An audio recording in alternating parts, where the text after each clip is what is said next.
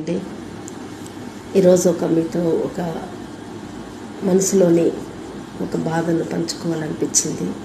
ఎందుకంటే నిన్న ఒక అతను చనిపోతే నేను దానిలో రిమిక్స్ చేయడం జరిగింది. దానికి రెస్పాండ్ అవుతున్నారు. నేను కూడా తట్టుకోలేకపోయినా, ఎందుకంటే ఆ టైంలో నాకు మా సార్ గుర్తుకొచ్చాడు. కానీ కరోనా టైంలో ఇద్దరికి కరోనా వస్తే మా సారు తీసుకొని సీరియస్ అయితే 108లో నాగర్కర్నూలు జిల్లాకు వెళ్ళి హాస్పిటల్ అడ్మిట్ చేసిన 1 అవర్కే చనిపోయాడు. ఒక్కదాన్నే తీసుకువెళ్ళింది. ఒక్కదాన్నే అంబులెన్స్లో మాట్లాడుకొని రాత్రిపూట 7ంటికి శ్మశానానికి వెళ్ళి ఒక 5-6 మంది సహాయంతో మా సారు అక్కడనే ఖననం చేసి వచ్చాను. ఒంటరిగా ఆడే మనిషిని ఓదార్చే వాళ్ళు ఏమీ లేరు అన్నట్టు ఆ సంఘటన గుర్తుకొచ్చింది. జీవితంలో ఏ స్త్రీకి కూడా ఇలాంటి సంఘటన రాకూడదని నేను అనుకుంటాను.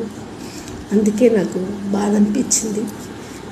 అలాగే 10ంటికి శ్మశానం నుంచి వచ్చి ఇక్కడికి వచ్చి తలార స్నానం చేయడం జరిగింది.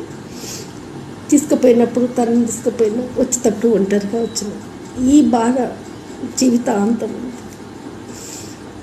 ఇదన్నట్టు. Okay, thank you.